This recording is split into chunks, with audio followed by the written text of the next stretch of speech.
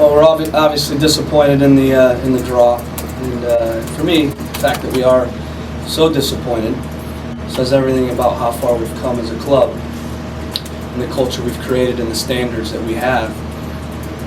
That literally we take the field, this group of guys, and we expect to win every game we play. And if we don't win, we're not happy, we're not pleased.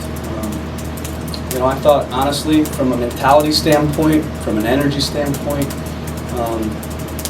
one of our best games of the year. This is games at this level, especially when you got two good teams with a lot at stake.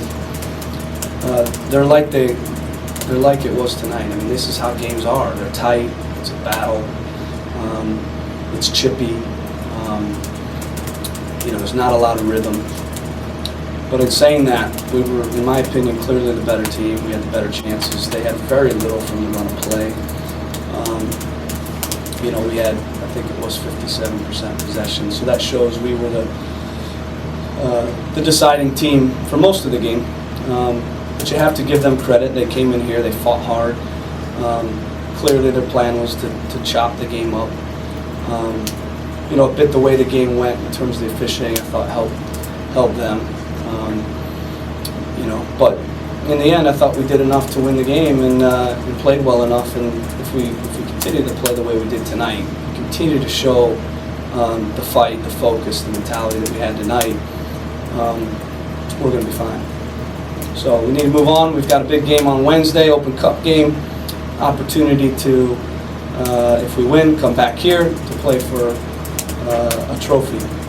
And this group is going to be up for it, I'll tell you that, just like they were up for it tonight.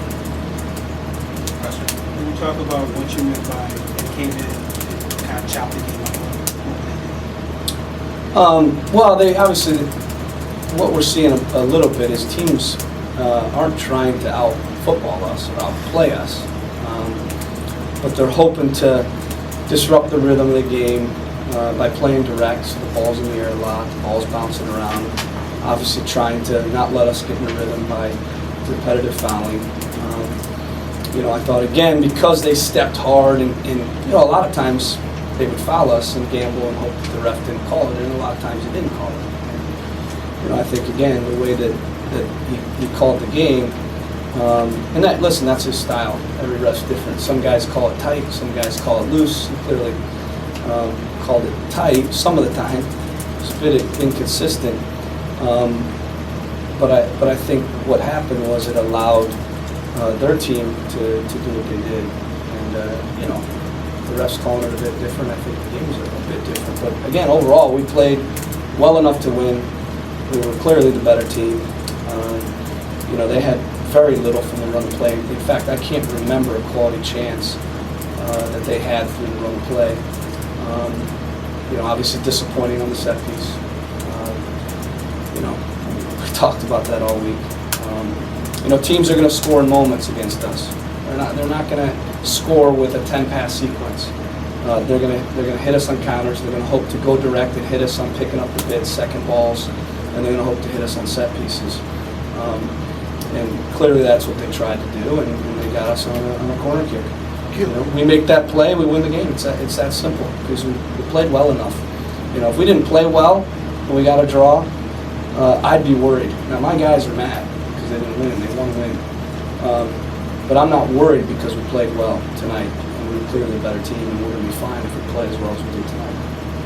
In terms of how you use guys tonight, with a game coming up quickly on Wednesday and an Open Cup game, how do you sort of foresee, and you don't have to give anything away, but how do you foresee being able to use some of the guys that played tonight and some of the guys who didn't? Yeah, they'll be fine. I mean, we'll pick our lineup and game plan, not based on how they are physically, because these guys are fine, they're fit.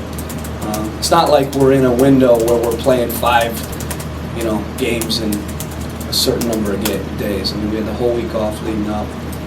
We got a Wednesday or a Saturday, Wednesday, which we've been in that situation before.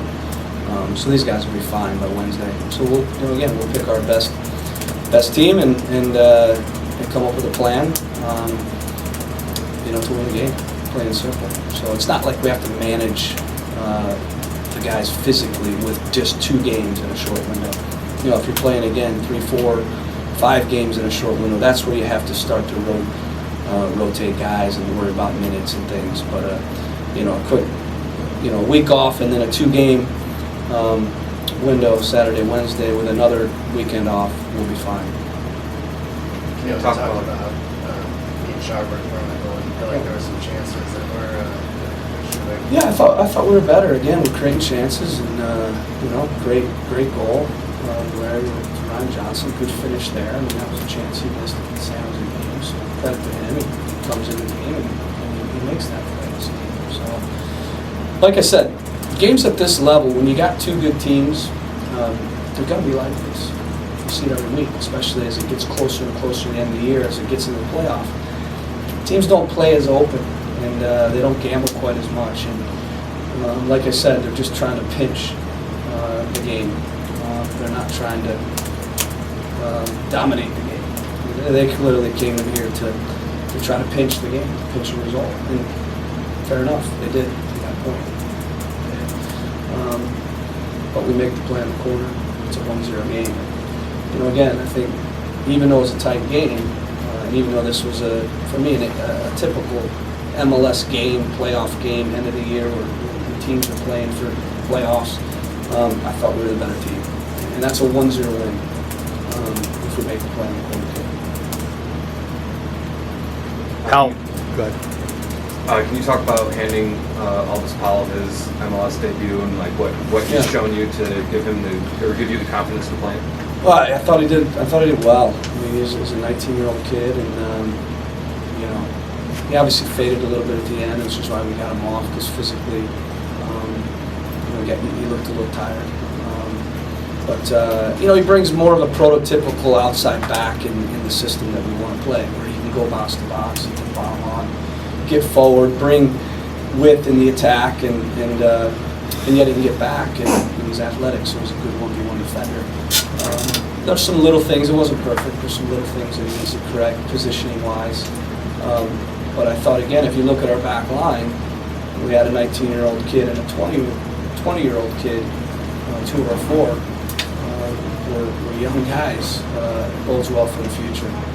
So I think he's a guy that we're going to continue to bring along. And, you know, he showed he can go into a game, a lot at stake. You know, and I thought he did a good job. Last one, please. You said the guys were mad. What showed you that they were mad in the locker room?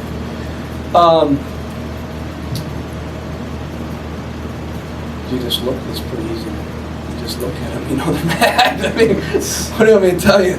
Were they slamming everything around the locker room? No, that's fake. You know, they're not happy. You know, it's not that they have to rant and rave. We have a very mature team in that regard. I mean, we don't get emotional. We have passion. Certainly, we have intensity. You know, this team is mentally tough. But you could just tell they weren't down like I've seen some teams that don't have the right mentality. Some teams will look down like they've lost confidence. Some teams will, like I said, just throw everything around. And this team, you know, they're professional. They're mature. Thank you. Locker room.